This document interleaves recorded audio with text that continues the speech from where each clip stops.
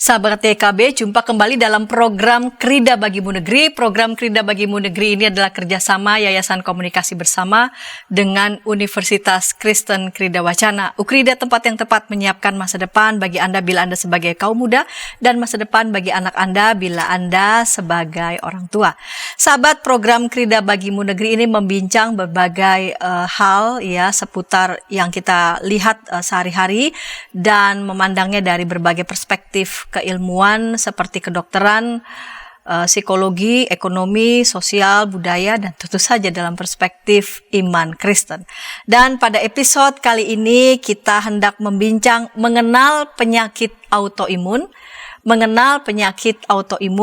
bersama dengan narasumber yang sudah hadir di studio yang akan menolong kita, memberikan kepada kita banyak informasi berkaitan dengan mengenal penyakit autoimun, yaitu Dr. Eli Arsita, SPPD. Terima kasih untuk kesediaan Dr. Eli. Sama-sama. Salam jumpa. Terima kasih atas undangannya. Iya. Dr. Eli ini sebagai dokter apa, Ibu? Saya dokter spesialis penyakit dalam. Dokter spesialis penyakit dalam. Karena itu kita undang cara mengenal penyakit autoimun. Ya, Ibu sehari-hari sebagai dosen. Ya, saya dosen FKIK Ukrida. Ya. FKIK, Fakultas Kedokteran dan Ilmu Kesehatan. Fakultas Kedokteran dan Ilmu Kesehatan Ukrida. Baiklah, Dr. Eli, kita hendak membincang mengenal penyakit autoimun ya. Bisa saja di antara para sahabat yang juga menyaksikan tayangan ini mempunyai kerabat, keluarga, teman yang juga mengalami sakit autoimun. Kita mulai dengan sebenarnya apa sih penyakit autoimun itu? Ya, penyakit autoimun adalah suatu penyakit di mana kekebalan tubuh yang seharusnya melawan kuman, bakteri, penyakit justru melawan dirinya sendiri. Jadi sel-sel tubuh sendiri yang tadinya sehat diserang atau dilawan, dihancurkan, bahkan terjadi kerusakan-kerusakan di berbagai organ tubuh yang tadinya sehat. Jadi kekebalan tubuh menyerang diri sendiri. Harusnya kekebalan tubuh itu melawan virus, bakteri, parasit, kuman-kuman. Itu malah menyerang sel tubuh yang sehat. Gitu. Dia nggak bisa kerjasama ya. Jadi kayak salah kenal, salah serang. Jadi kekebalan tubuh yang mestinya menyerang kuman atau virus ya dari luar, yang mestinya itu melindungi kita, tapi malah membahayakan diri, menyerang dirinya sendiri, menggerogoti dirinya sendiri. Betul. Oke. Saya sih coba paham begitu cara, tetapi bagaimana bisa begitu ya? Jadi apa faktor-faktor yang memengaruhi kok bisa kekebalan tubuh yang mestinya melindungi ya tubuh kita dari serangan dari luar, namun jadi malah melawan dirinya sendiri. Ya, faktor-faktornya sebenarnya ada banyak. Bahkan seperti mozaik ya, karena memang ini sampai sekarang pun masih diteliti. Nah, kita bagi dua kelompok, yang tidak bisa dirubah dan yang bisa dirubah. Satu yang nggak bisa dirubah itu genetik, keturunan. Jadi itu ada faktor genetik yang membuat kekebalan tubuh yang tadinya bisa mengenali mana musuh yang benar dan mana yang salah, tiba-tiba jadi nggak bisa kenal. Nggak bisa membedakan mana diri sendiri, mana kuman. Jadi dia menyerang misalnya sendi jadi meradang, misalnya muka jadi merah-merah, gitu. Misalnya ginjal jadi gagal ginjal, rusak ginjalnya, seperti itu. Jadi faktor genetik itu bisa mengaruhi, walaupun sebenarnya tidak 100%. Gitu. Jadi bukan berarti misalnya mamahnya kena autoimun pasti anaknya autoimun, enggak. Saudara kembar identik, saudaranya ini kena autoimun belum tentu kembarannya autoimun, karena ternyata genetik ini ya 25%. Faktor yang lebih besar 75% adalah pola hidup. Ada pola hidup, ada lingkungan sekitarnya, seperti itu. Pola hidup atau lingkungan sekitar itu seperti apa? Nah, pola hidupnya nih misalnya beberapa penelitian yang sudah dilakukan itu salah satunya adalah tentang mikrobioma tubuh. Di tubuh kita ini ada flora normal ya, namanya mikrobioma. Itu apa itu? itu? Di usus kita ada. Jadi ada kuman baik, kuman jahat. Ya, oke. Ya kan? Ya. Di kulit ada kuman baik, kuman jahat. Di semua lubang-lubang kita, hidung, mulut, telinga, kemaluan, semua juga ada kuman baik, kuman jahat. Nah, kalau keseimbangannya baik, si kuman baik ini melindungi kita dari si kuman jahat. Gitu. Nah, dengan adanya kuman baik yang seimbang dan bervariasi, itu juga melindungi dari autoimun sebetulnya. Baik. Ya, terus jadi faktornya selain si mikrobioma di usus kita ada yang namanya kebocoran usus.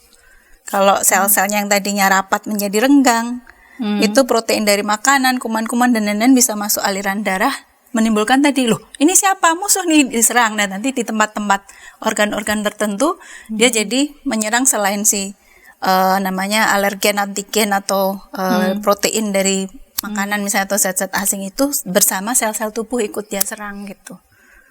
Jadi kayak lokasi-lokasi tertentu karena tadi aliran darah yang terkontaminasi dari makanan akibat usus yang bocor seperti itu. Itu juga dipengaruhi oleh keseimbangan mikrobioma.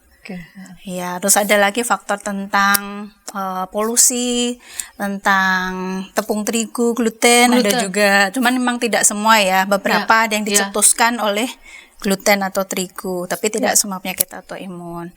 Jadi nantinya akan individualize ya, personalize. Jadi tiap-tiap orang harus mengenali nih faktor yang men-trigger mencetuskan serangannya apa, penyakit autoimunnya. Misalnya tiba-tiba sendinya sakitnya habis ngapain, stresor, polusi rokok, asap rokok, timbal, tempat-tempat yang banyak pertambangan, salah satunya Bangka Belitung itu juga cukup banyak waktu itu pasiennya lupus misalnya atau autoimun. Ya, terus kemarin infeksi misalnya COVID-19 itu beberapa laporan kasus itu mencetuskan penyakit autoimun.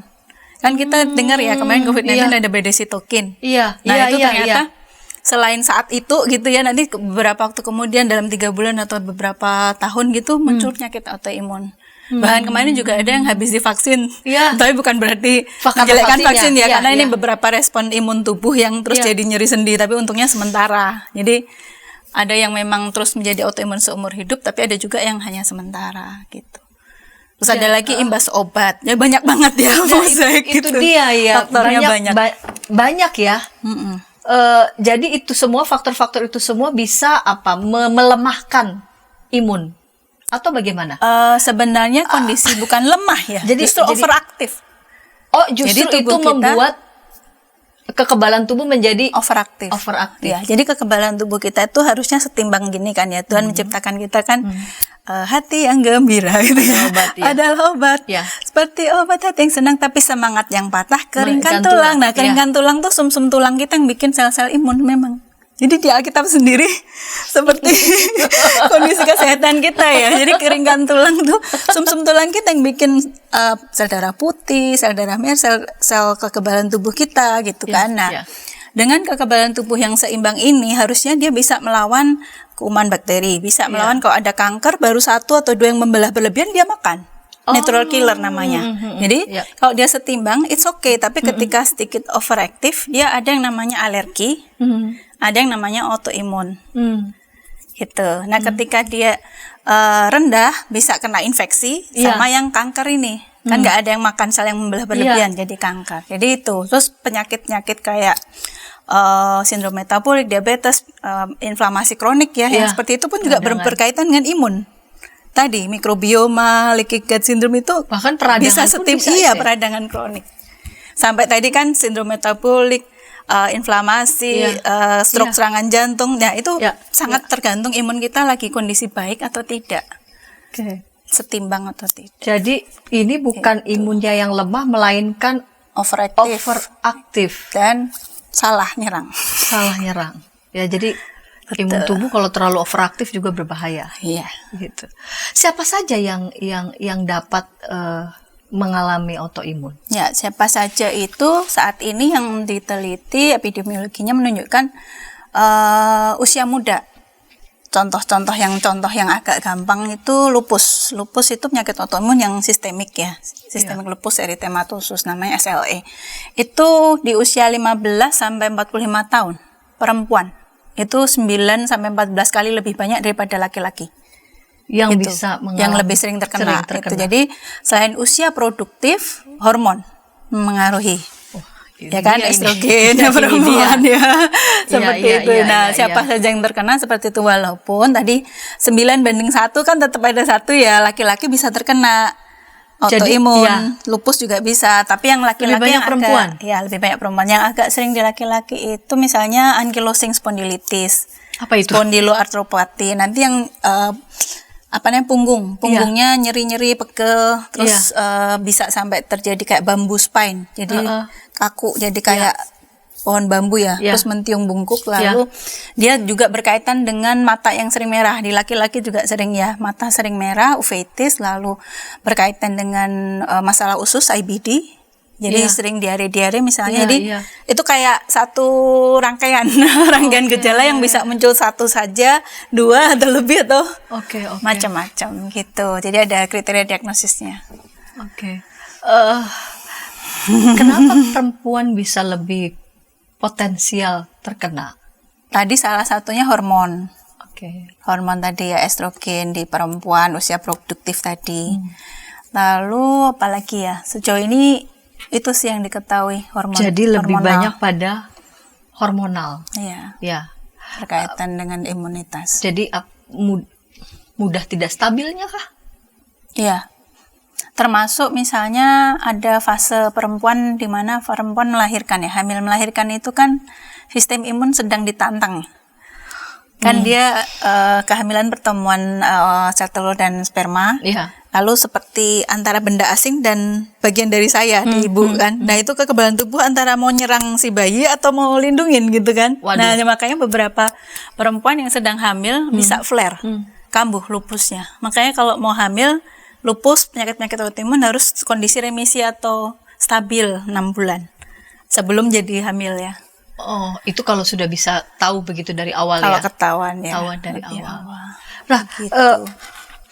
Bagaimana bisa mendeteksi begitu secara dini ya autoimun? Karena kan tadi dokter sudah mengatakan faktor-faktornya kan banyak macam ya. Ada faktor genetik tapi ternyata itu tidak banyak, melainkan justru lebih banyaknya faktor pada lingkungan dan juga makanan begitu. Nah, ini kan faktor yang mempengaruhi kan bisa saja kan secara umum ini dengan sakit yang lain begitu, tetapi bagaimana kita bisa mendeteksi begitu secara dini kira-kira begitu ya. Kalau lihat dari gejala-gejala ini sepertinya mungkin begitu ya mengalami autoimun. Itu akan kita bahas di segmen kedua, namun sebelumnya kita dengarkan pesan-pesan berikut ini.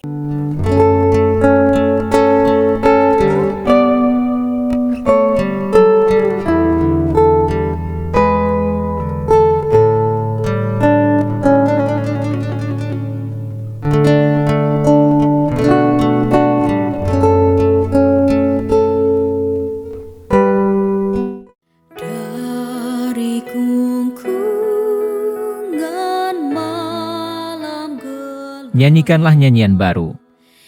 Setiap hari Rabu, pukul 12 waktu Indonesia Barat. Dapat Anda nikmati di channel Lagu Rohani YKB GKI TV.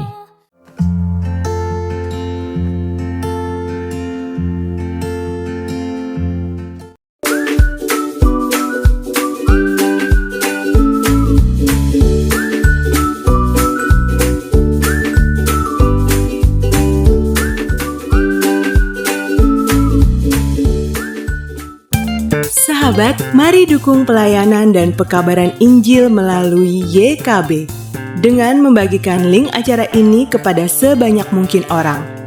Dukungan juga dapat saudara lakukan dengan mentransfer dukungan finansial ke rekening BCA ke nomor 450 305 2990 450 305 2990 atas nama Yayasan Komunikasi Bersama.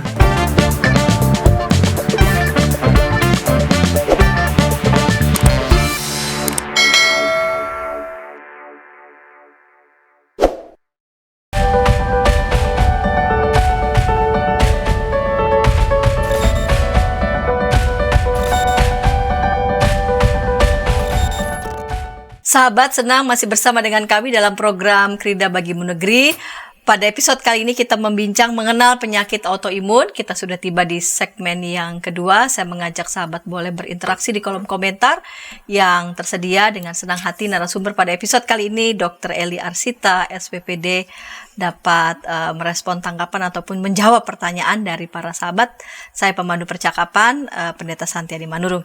Ya, Dr. Eli, kita lanjut ya di segmen kedua. Di segmen pertama, Dr. Eli sudah menjelaskan apa itu autoimun, lalu faktor yang memengaruhinya, lalu siapa saja yang terkena.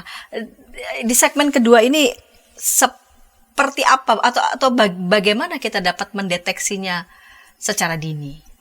Oke, deteksi dini ini kalau saya bahas itu jangan sampai membuat ini ya, kita jadi wah self diagnose ya, jangan-jangan saya autoimun. Saya peringatkan dulu di awal. Iya, itu harus disclaimer ini, soalnya zaman sekarang ini bisa dikit-dikit pasti ini gitu. Iya, nanti langsung wah saya autoimun ya, atau langsung tahu-tahu cek anak, tidak DNA, padahal belum tentu perlu gitu ya. Oke, jadi memang setiap penyakit autoimun yang beragam sekitar 150 lebih nama penyakit autoimun itu masing-masing punya kriteria diagnosisnya. Ada aplikasi juga untuk bisa mendeteksi, mendiagnosis, dan pemeriksaannya bukan hanya klinis nih, perlu labnya juga. Jadi nggak boleh mendiagnosis sendiri ya. Seperti itu. Hanya kita sudah ada dari Kemenkes namanya Saluri. Jadi periksa lupus sendiri untuk yang sistemik ya, namanya lupus, penyakit lupus yang sistemik. Misalnya gini, apakah ada 11 pertanyaan? Kalau misalnya ada 4, bukan berarti langsung lupus nih. Kalau ada 4, periksa dulu ke dokter. Ya, misalnya ini. Yang pertama, apakah persendian Anda sering terasa sakit? Sendi. Ya, sakit, bengkak, ngilu, terutama bangun tidur. Jadi bukan sendi yang sakit kalau malam pulang kerja ya, pegel-pegel tapi nyeri yang peradangan yang inflamasi atau autoimun itu bisa mana aja. Jari, pergelangan tangan, ada yang di lutut, ada yang kaki, ankle, ada yang di punggung, pinggang ya. Seberapa sering setiap pagi? Nah, itu apakah setiap bangun tidur selama 3 bulan? Coba, kalau ada seperti itu bisa ke dokter ya. Minimal tadi kan 4, itu baru 1 ya. Lalu yang kedua, apakah jari tangan dan jari kakinya suka pucat? Kalau salaman dingin misalnya, ujung-ujungnya suka pucat kebiruan. Itu namanya Raynaud venom. Jadi ujung-ujung jari kita tuh pembuluhnya nggak bagus di situ. Setiap hari. Iya, terutama kena AC di saat dingin gitu, linu atau ujung jarinya dingin pucat seperti itu. Tuh yang kedua. Yang ketiga, apakah pernah sariawan lebih dari 2 minggu? Banyak misalnya 3 dan lama sariawannya nggak sembuh-sembuh. Ada yang seringnya sih nggak sakit, jadi malah aneh ya, nggak sakit dan banyak misalnya lama. Lalu yang keempat, apakah ada cek darah itu ada kelainan anemia, Hb-nya kurang, leukositnya kurang, atau trombositnya yang kurang. Ya, kalau itu semua rendah juga, atau 2 yang rendah, itu coba nanti kita cek ke dokter ya, apakah bagian dari autoimun atau ya ada DB, ada anemia karena kurang zat besi, macam-macam ya. Jadi jangan ada ini saya autoimun belum tentu ya. Gak boleh langsung berlebihan. Nah, yang kelima, pernah nggak di wajah itu kayak ruam merah kayak kupu-kupu? Jadi di dahi sini merah, terus pipi, jadi kayak kupu-kupu wajahnya. Kalau kena matahari makin merah lagi. Nah itu ruam kupu-kupu, malares. Makanya dibilang penyakit lupus itu seperti zaman dulu tuh lupus artinya serigala. Jadi kayak digigit serigala wajahnya gitu, merah. Ya, itu ruam wajah. Lalu apakah sering demam? Misalnya 38 atau meriang. Ya, kadang badan tuh rasa nggak enak badan tuh. Dan dalam sebulan 3 bulan. Suhunya segitu tinggi. Iya, bisa anget, bisa sampai 38 atau lebih. Ya, apakah sering demam? Lalu sebabnya tuh nggak jelas, nggak lagi radang tenggorok, nggak batuk pilek, tapi demam gitu. Jadi ada badan yang nggak nyaman gitu karena inflamasi tubuh ini kan ya, autoimun itu meningkatkan suhu tubuh, gampang lelah, karena energinya habis untuk autoimunnya itu, gitu ya. Lalu berikutnya, apakah suka nyeri di dada saat narik napas? Jadi kayak ada perikarditis atau efusi pleura gitu ya. Jadi saat narik napas sakit dadanya. Beda ya Mas, serangan jantung ya. Serangan jantung kan di tengah dada sakit. Kalau ini narik napas tuh kayak nyeri di iris sembilu sih. Jadi kayak nyerinya tajam dan narik napas tambah sakit. Nah, itu juga. Jadi namanya serositis. Kok di lupus tuh selaput-selaput jantung dan paru membuat tambahan cairan meradang. Di situ nyeri ya, kerasanya nyeri saat naik napas. Terus apakah sering merasa sangat lelah, lemas meskipun udah cukup tidurnya, misalnya tidur kan kita harusnya 6 jam 8 jam ya, tapi lemes, bangun tuh nggak berenergi sampai malam pun, jadi sering mudah lelah tadi ya, energi kita habis untuk autoimun. Jadi kalau kita lagi flu kan juga pengennya tidur terus itu kan emang sistem imun tuh menghabiskan energi banget. Jadi salah satu gejalanya yang tadinya kita fit, gampang lembur, sekarang mudah lelah. Nggak kuat tuh kerja, begadang dan nggak kuat misalnya, itu berarti ada perubahan seperti itu. Terus apakah kulitnya jadi lebih hipersensitif sama sinar matahari? Tadi yang merah itu tambah merah, mungkin tambah gatal juga atau apa ada ruam-ruam yang lain gitu. Nah, itu hipersensitif matahari atau fotosensitivitas. Terus apakah terdapat protein di urin? Jadi cek urin lengkap. Kadang-kadang kan cek berkala tuh ya. Ketawanya kadang juga karena MCU medical check up kantor setahun sekali gitu ya. Proteinnya banyak, eritrosit banyak, hematuri, protein urin misalnya. Dan ini kalau ada protein di dalam darahnya berarti ada kebocoran di ginjal. Saringan ginjal glomerulusnya bocor. Sampai protein keluar di kencing. Nah, itu kerusakannya mungkin atau imun, atau tadi ada hipertensi, ada diabetes juga disingkirin ya. Makanya suruh ke dokter loh. Bukannya ada cek itu langsung diagnosis sendiri ya. Dan yang terakhir, apakah pernah kejang? Jadi bisa kena otak. Lupus atau autoimun bisa kena otak. Bikin kejang, ada yang sampai halusinasi, atau awalnya masih pusing-pusing aja gitu. Itu tinggi sekali berarti demam kalau sampai begitu. Jadi itu apa? Minimal 4 ya. Minimal 4 terus ke dokter. Bagaimana cek lebih lanjut. Minimal 4, lalu kemudian untuk memastikan langsung ke dokter. Jangan diagnosa sendiri. Itu baru lupus, belum penyakit lainnya ya. Dan ankylosing spondylitis tadi yang saya bilang, spondiloartropati kan mata merah, silih berganti berulang, terus usus, terus nyeri punggung, pinggang, itu juga bangun tidur biasanya 30 menit. Nanti habis aktivitas kerja, nyapu ngepel enak kan? Jadi nyerinya memang dibangun pagi gitu. Jadi itu penyebabnya bisa karena autoimun. Bisa. Cek dulu ke dokter. Cek dulu, pastikan itu ya. Nah, apakah bisa sembuh? Nah, ini juga banyak ditanyain pasien. Bisa sembuh gak ya, Dok? Sayangnya sih bukan sembuh ya. Kita hanya bisa bilang namanya remisi. Jadi bukan sembuh bebas sama sekali, tapi namanya remisi itu kita bisa kontrol atau kendalikan gejalanya dengan seminimal mungkin obat atau tanpa obat. Ada sih kemarin ketemu ya oma-oma atau 50-an tahun. Saya tadinya lupus Dok, sudah tanpa obat, puji Tuhan ya. Kadang juga ada yang tinggal dosis metronidazole 4 mg misalnya, atau hidroksikloroquine aja misalnya. Jadi dosis kecil, nggak yang obat banyak macam segala macam isi segepok diminum gitu, enggak lagi gitu. Jadi ada yang namanya remisi, bukan sembuh. Karena sewaktu-waktu bisa flare ketika tadi ada pencetus ya, stres fisik maupun psikis, atau kena kurang tidur, kena infeksi, atau kena apa yang bisa mencetuskan lagi autoimunnya. Jadi kalau ditanya apakah bisa sembuh, bukan sembuh ya, melainkan remisi, mengurangi ya, terkendali atau remisi. Atau remisi. Apakah ada bahayanya gitu, atau apakah bisa terjadi komplikasi? Ya, bisa. Jadi kalau dari penyakitnya sendiri, misalnya tadi lupus ya, kalau kejang kan bisa kerusakan otak atau meninggal. Gagal ginjal tadi bahayanya kalau kena ginjal, lalu kena perikard efusif pleura juga sesek bisa. Jadi dari penyakitnya sendiri bisa. Jadi bisa ada anemia, Hb-nya rendah sekali, lemas, letih, lesu. Trombositnya cuma 2000, berdarahan di mana-mana. Trombosit yang rendah itu bikin perdarahan. Ya, kayak kalau DB juga gitu kan. DB trombositnya cuma 8000 atau berapa kan, mimisan gusi berdarah.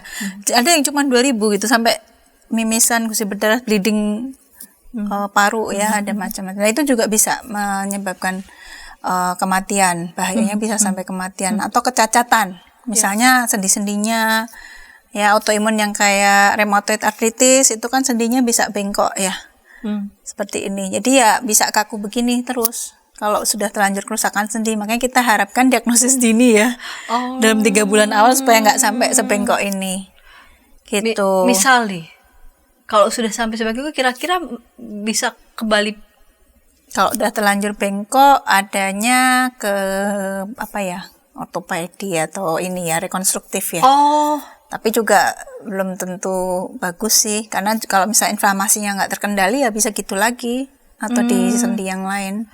Yang tadi dokter katakan ya, bisa. ditanya kalau sembuh sih enggak, tapi sejauh mana terkendali atau. Iya. Terus ada lagi satu ya, yang di pasien-pasien penyakit autoimun yang secara tidak langsung nih, ada yang namanya APS, antifosfolipid syndrome atau kekentalan darah.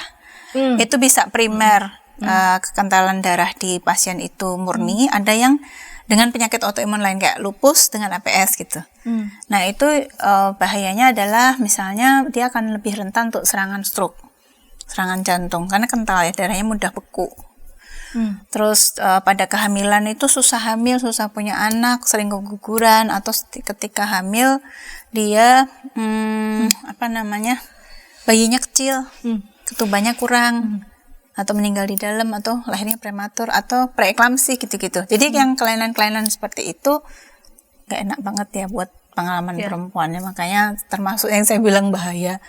Dan pada pasien autoimun tuh inflamasinya kan kronik ya, jadi ya rentan juga ke penyakit inflamasi dan sindrom metabolik lain juga gitu ya. Belum anti efek samping steroid kalau nggak terkendali dokter, ya kan, bisa hipertensi, bisa gula naik juga gitu.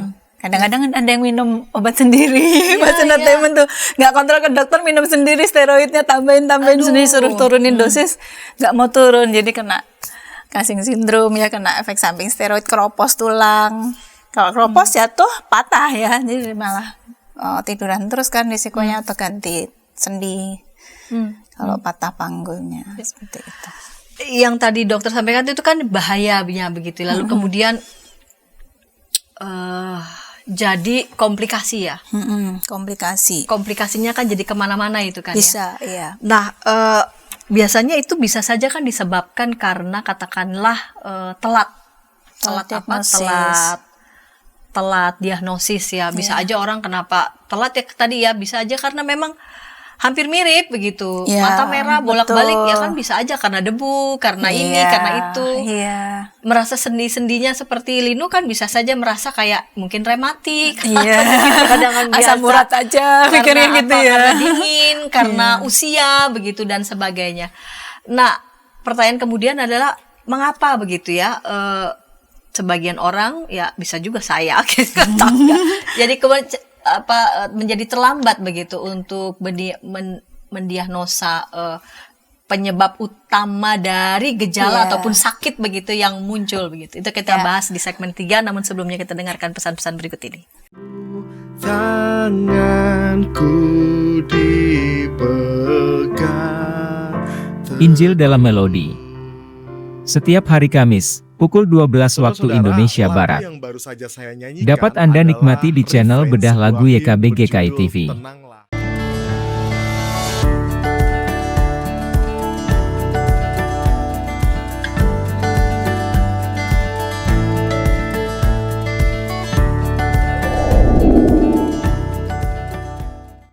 Sahabat, mari dukung pelayanan dan pekabaran Injil melalui YKB dengan membagikan link acara ini kepada sebanyak mungkin orang. Dukungan juga dapat saudara lakukan dengan mentransfer dukungan finansial ke rekening BCA ke nomor 450 305 2990 450 305 2990 atas nama Yayasan Komunikasi Bersama.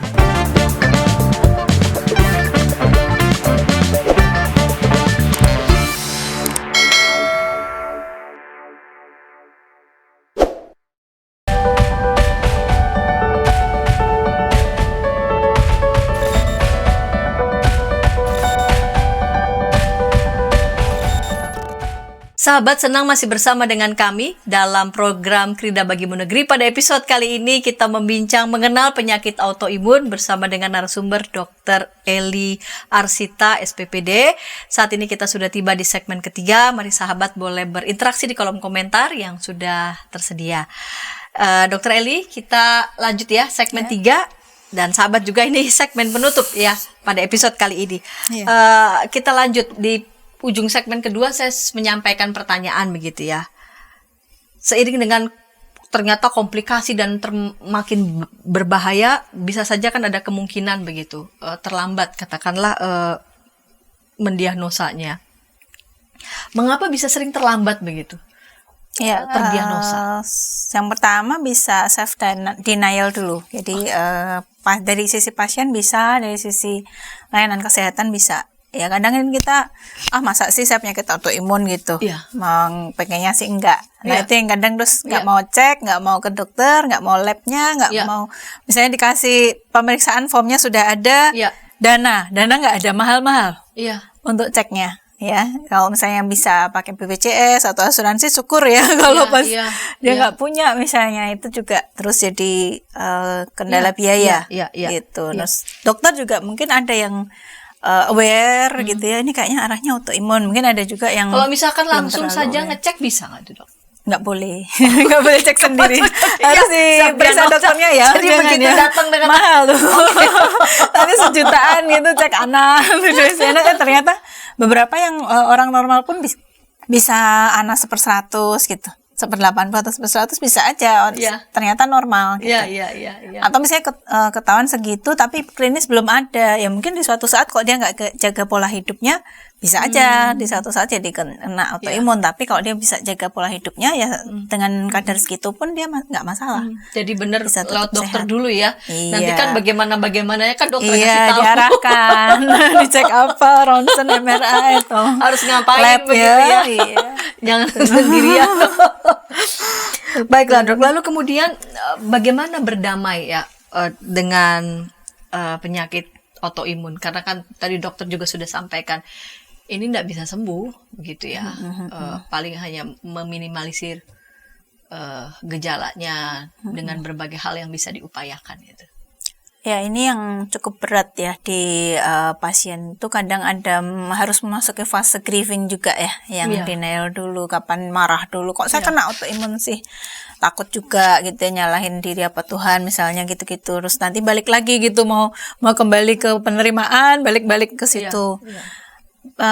Belajar untuk self love, self care, karena memang kadang terus jadi stigma kan. Kamu sakit apa sih, dikit-dikit sakit, dikit-dikit nggak masuk kerja kan digituin ya, kamu tuh lebay gitu katanya ya.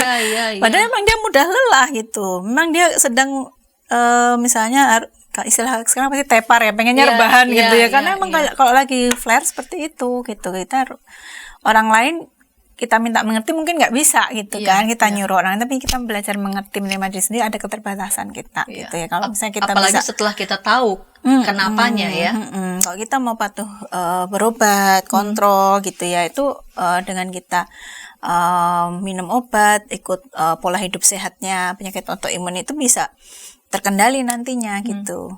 Ya kalaupun belum terkendali ya bersabar ya dengan proses ya, kadang bersabar dengan keterbatasan diri itu sih yang susah berdamai. Jadi pertama adalah menerima kenyataan. Lalu kemudian setelah menerima kan menjadi mau belajar ya. Gimana memang sih? Ini sudah menjadi bagian kan? Iya, bagian dari hidup menjadi kita. Bagian begitu ya. Udah jalani bersama-sama ya. Udah kayak sama teman Tuhan. Ada grupnya juga, ada grup-grup ya. Untuk siap penyakit autoimun ada skleroderma, lupus, ada yayasannya, ada grup WA.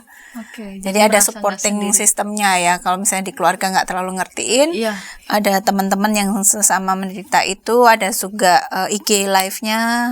Ya di IG juga ada IG yang beri edukasi seperti itu. Supaya nggak merasa sendiri ya. Bersama dengan penyakit autoimun gitu. Nah, dokter juga sudah tadi menyebut udah bisa sembuh selain dari memang meminimalisir gejala atau mencapai remisi begitu. Nah, bagaimana mencapai remisi ini? Sebelum ke sana, yang dimaksud remisi itu maksudnya apa sih, Dok? Terkendali penyakitnya tanpa obat atau dosis minimal obat. Tanpa obat atau dosis minimal obat, berarti dikurangi adalah triggernya udah.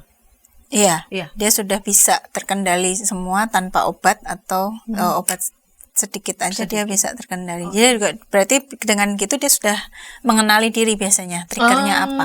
Mengenali diri apa yang bisa jadi triggernya ya. Ada yang ke-trigger karena gluten tadi, tepung. Iya, Ada yang ke-trigger ketika capek Iya, fisiknya, olahraga berlebihan atau stres ya. Gitu. Jadi ya tipsnya termasuk saat ini pola makan ya, yang sangat penting itu Mediterranean diet ya. Apa itu? Jadi lebih banyak ikan-ikan, kayak salmon, ya kayak pola makan orang Mediterranean olive oil, gitu. Sayur, buah segar yang banyak itu sangat antiinflamasi, sangat banyak probiotik, prebiotik tadi, pengen untuk keseimbangan mikrobioma tubuh. Gitu. Jadi, asalkan kalau bisa yang organik sih, hindari dari pestisidanya ya. Ikan juga hindari yang bertimbal atau raksa pencemaran sih, itu yang susah di situ ya. Kita pengen hidup sehat tapi juga tantangannya ya. Susah dan mahal akhirnya. Akhirnya mahal ya. Jadi mencapai remisinya dengan pola makan ya. Pola makan. Lalu yang paling gampang saya ingat untuk edukasi itu namanya cerdik ya. Untuk mencegah sama untuk remisi itu yang paling gampang tuh cerdik. Jadi cek kesehatan berkala. Cek kesehatan berkala. Ini dari Kemenkes sih, saya sering edukasikan ke masyarakat. Cek kesehatan berkala tuh apa ya? Tadi kontrol tiap bulan, kalau bisa tadi tensi gula pun dikendalikan, kadar vitamin D kalau bisa ya dalam 3 bulan atau 6 bulan sekali itu, karena kadar vitamin D yang baik lebih cepat remisi. Ini bisa topik tersendiri nih vitamin D ini. Khusus itu waktu COVID kemarin banyak sekali tuh betapa pentingnya itu vitamin D. Vitamin D3 ya, cek kesehatan berkala. Lalu E-nya enyahkan asap rokok. Ya, kita mungkin nggak bisa minta berhenti ya kalau merokok di luar deh kalau ada pasangan atau keluarganya ya. Terus kita juga banyak polusi, jadi pakai masker dulu masih sampai sekarang di Jakarta terutama ya, atau kota-kota besar. Lalu R, rajin olahraga. Jadi walaupun kena lupus pun masih bisa olahraga ya, 30 menit aja sehari, mau berenang di yang enggak outdoor karena kan dia sensitif matahari ya. Atau senam, yoga atau olahraga lainnya ya, beban misalnya. Jadi tetap rajin olahraga. 30 menit setiap hari, 5 kali seminggu minimal. Lalu D-nya diet seimbang ya, tetap sehat seimbang ya, tetap ada karbohidrat, lemak, protein, sayur tadi yang Mediterranean diet, atau isi piringku itu yang paling gampang. Ya kan, sepertiga sayur, ya, terus lauk kecil, nasi, buah gitu, sama minum yang cukup ya. Jadi benar-benar yang banyak sayurnya. Terus I-nya istirahat cukup. Istirahat cukup. 6 sampai 8 jam sehari, karena ya memang kita butuh istirahat. Dengan kurang istirahat, inflamasi juga meningkat ya. Dan segala macam penyakit menghantui. Lalu yang K adalah kelola stres. Kelola stres. Mungkin IKP nih andalannya ya, kelola stres ada banyak tipsnya nih. Ini ya itu kelola stres, karena memang stresor ini bisa mencetuskan. Jadi ya bagaimana, kita nggak mungkin menghilangkan stres kan. Iya. Hampir selalu ada stresor, hampir selalu ada. Tapi bagaimana mengelolanya ya, self love, self care dan mekanisme pertahanan jiwanya ya ditingkatkan ya. Resiliensinya. Ada yang bilang stresor bisa saja membuat kita punya daya juang. Kalau nggak ada stresor nanti kita tidur aja, katanya begitu, karena nggak ada stresor. Iya. Tapi di sisi yang lain kalau itu nggak dikelola justru bisa jadi juga pencetus atau imunnya flare atau nggak susah remisi. Atau ibunya justru menjadi kambuh begitu ya. Dan bagaimana nih kita bisa membangun ya pertahanan diri atau menjaga gitu agar terhindar, apakah terhindar dari penyakit autoimun? Dokter udah bilang kan ada sih faktor genetik, tapi ternyata itu nggak faktor yang utama ya, untuk lebih banyak lingkungan. Dan pola hidup, makanya tadi sih cerdik sih tetap yang Tetap penting, itu, ya. cerdik itu yang paling praktis ya untuk diingat dan diterapkan. Itu. Dan tadi ya pola hidup ya, makan, lalu Makan, kemudian istirahat, olahraga, istirahat, kelola olahraga. stres. Nah, kalau yang olahraga kan berkaitan dengan kan sakit yang ditimbulkan juga kan macam-macam ya, bisa sedih, bisa lain. Berarti olahraganya juga disesuaikan. Betul, disesuaikan. Ada yang nggak bisa karena lututnya sakit, nggak bisa jalan, nggak bisa lari sepeda, gitu ya. lari. Ya sudah berenang misalnya ya. atau senam di air. Iya. Beberapa yang bermasalah dengan sendi itu pergerakan-pergerakan di air ya kan nggak terlalu menyangga berat badan ya di air itu. Menolong justru. Ya, kalaupun jalan-jalan di air. Itu terus apa ya? Jadi hati-hati juga, nggak juga semua olahraga dihantam semua. Dia tetap harus atau keterbatasan diri ya. Kadang harus dikonsulkan juga gitu kan. Apakah olahraga apa yang masih aman? Ya, rehabilitasi medik juga kadang perlu ya pemulihan dari nyeri sendi, harus menguatkan otot paha misalnya, gerakan yang menguatkan otot paha biar nyerinya nggak makin parah. Gitu. Baik dok, kita sudah tiba di ujung segmen 3 dan juga episode kita. Silakan dokter Eli boleh menyampaikan semacam rangkuman ya dari percakapan kita pada para sahabat. Mari silakan. Ya, terima kasih. Kita perlu mengenal apa itu penyakit autoimun supaya kita bisa mencegah supaya diri kita yang mungkin rentan baik secara genetik atau tadi paparannya sudah banyak ya, sudah sering infeksi, sering radang tenggorok misalnya, atau banyak stresor gitu ya, kurang tidur dan lain-lain, kita bisa menjaga diri lebih berpola hidup sehat. Tadi ya saya tetap ingatkan yang penting cerdik, cek kesehatan berkala, enyahkan asap rokok, rajin olahraga, diet seimbang, istirahat cukup, dan kelola stres supaya kita semua bisa lebih aman dari penyakit autoimun. Dan kalaupun kita punya penyakit autoimun lebih cepat remisi ya, termasuk jaga kadar vitamin D3 kita ya, kadar vitamin D di darah, dan suplementasi vitamin D jika memang diperlukan sesuai anjuran dokter. Bukan cek atau minum obat sendiri, tetapi atas saran dokter. Sahabat, saya membacakan Filipi pasal 4 ayat 7. Damai sejahtera Allah yang melampaui segala akal akan memelihara hati dan pikiranmu dalam Kristus Yesus. Dokter Eli juga tadi ya sudah sampaikan ya berdamai begitu. Kalaupun kita mengalami sakit autoimun ya, bagian dari kita, namun juga menerimanya dengan lapang, tapi juga tidak perlu termakan menjadi menderita sangat begitu ya, yang justru akan membawa dampak, bisa saja dampak menjadi lebih buruk begitu. Karena itu memang kita sungguh memerlukan pertolongan dari Tuhan. Damai sejahtera dari Allah yang melampaui segala akal akan memelihara hati dan pikiranmu dalam Kristus Yesus, itu yang memberikan pada kita ketenangan bersama dengan Tuhan pun menjalani hari-hari kita sehari-hari ya hidup, maupun juga ketika sahabat ada yang harus menjalani proses pengobatan ataupun terapi dan pemulihan dari sakit autoimun. Kita jumpa kembali di episode yang akan datang dengan topik-topik menarik lainnya. Sampai jumpa.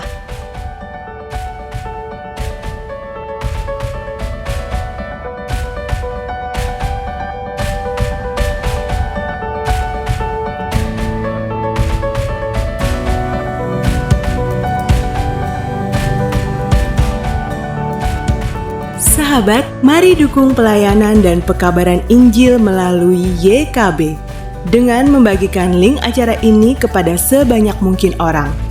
Dukungan juga dapat saudara lakukan dengan mentransfer dukungan finansial ke rekening BCA ke nomor 450 305 2990 450 305 2990 atas nama Yayasan Komunikasi Bersama.